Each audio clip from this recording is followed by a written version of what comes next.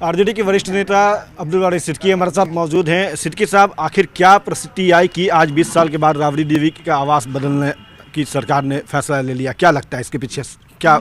ये तो पूछना चाहिए उनसे जिन्होंने इस आवास को खाली करने का और इसके जगह पे दूसरा मकान दिया है। तो ये तो उनसे पूछना चाहिए कि साहब औचित्य क्या है।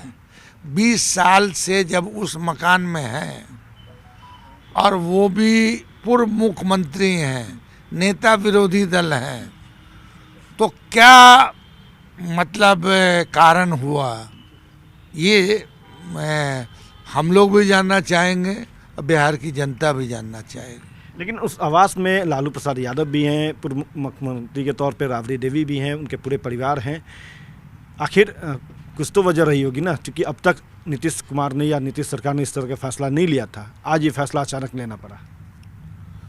मैं भी आश्चर्यचकित हूँ कि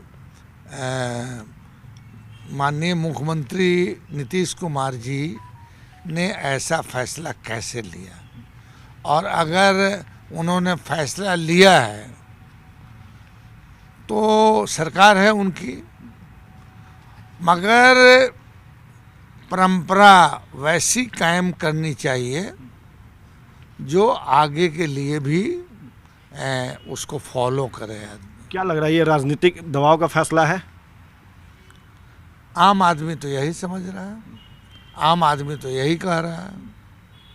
सुरक्षा के दृष्टिकोण से ये पर्याप्त था, उचित था ये आवास, ये भी लगातार आप लोग कह रहे हैं।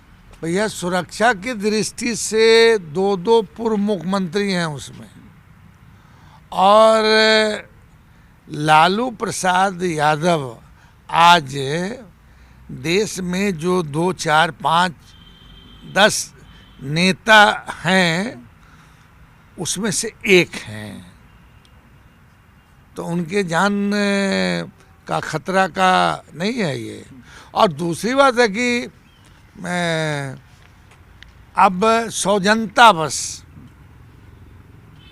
सरकार अपनी जगह पर है, आप सौजन्यता बस मतलब कहते कि इस मकान की ये आवश्यकता मुझको आ पड़ी है, हम जो है इसी तरह का मकान आपको दूसरे जगह दे रहे हैं, वहाँ सिक्योरिटी का पूरा इंतजाम रहेगा, समझा कि नहीं? तो ये भी नहीं है, मतलब बात भी नहीं की गई, पूछा भी नहीं गया। मुझको तो ऐसा नहीं लगता है कि उनसे पूछ के किया गया हो। एक सवाल ये भी है कि कल सम्राट चौधरी जो है गृह मंत्री के तौर पे पदभार ग्रहण किए और उन्होंने कहा कि 400 अपराधियों का उन्होंने शिनाख्त किया, पहचान करी है।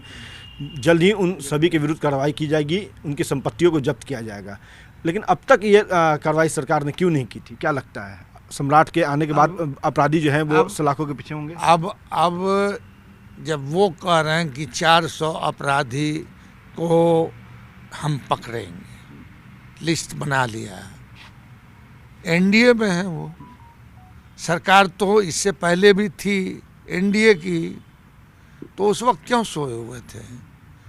और दूसरी बात है कि उस 400 की सूची में दंगाई लोग हैं कि नहीं, कौन लोग हैं, उस लिस्ट को सार्वजनिक कर देना चाहिए कि साहब ये लोग हैं, इन 400, इन पे ये मुकदमा है, ये सातिर अपराधी हैं, मर्डर करने वाले हैं, हत्या करने वाले हैं, दंगा करने वाले हैं, डकैती करने वाले हैं, समझे कि नहीं?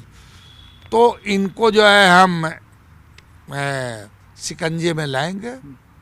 लेकिन वो सीधे तौर पे कह रहा है कि हम अपराधियों को पनाह नहीं देंगे, ये जंगल राज नहीं है। भैया, अपराधी, मैंने पहले कहा था ना, जंगल राज किसको बोलते हैं? जंगल हमारे मतलब एक तरह से छोटे भाई के तरह भी रहे, मगर अब पूर्व मुख्यमंत्री के हैसियत से उनसे मैं पूछना चाहता हूँ कि जंगल राज जो बोलते हैं आप, तो उस जंगल राज में आप भी थे थोड़ी देर के लिए, अगर जंगल राज को कर आप भी थे, और अब आ गए हैं आप राम राज वाले में, ठीक है? तो राम राज कायम हुआ यहाँ 2005 से, ठीक है। तो 2004 तक जो जंगल राज वाली सरकार थी उसका ये फिगर है national crime records bureau new Delhi और क्राइम इन्वेस्टिगेशन डिपार्टमेंट बिहार। तो ये क्या कहता है, 2004 में टोटल कॉग्निजेबल क्राइम था 1,15,216 और ये धीरे धीरे बढ़ के 2023 में हो गया 2,53,502। तो मुझे अफसोस होता है कि उन्होंने कौन सा मैथमेटिक्स पढ़ा है या कौन सा हिसाब किताब उनको पढ़ाया गया है। ये सब 3,53,000 है, वही 3 लाख, 3 लाख। हम क्या बोले, नहीं हम बोले 3,53,502। तो उनको जो अर्थमेटिक्स पढ़ाया गया है उसको उनको बताया गया है कि 3,53,502 वाला ये रामराज होता है और 1,15,216 वाला जो है ये जंगल राज होता है। यही पढ़ाया गया उनको, तो जो पढ़ाया गया वो बोल रहे हैं। चलिए, तो ये थे हमारे साथ अब्दुल बारी सिद्दीकी, कैमरा पर्सन सुबोध के साथ अमित कुमार, न्यूज़ 18 पटना।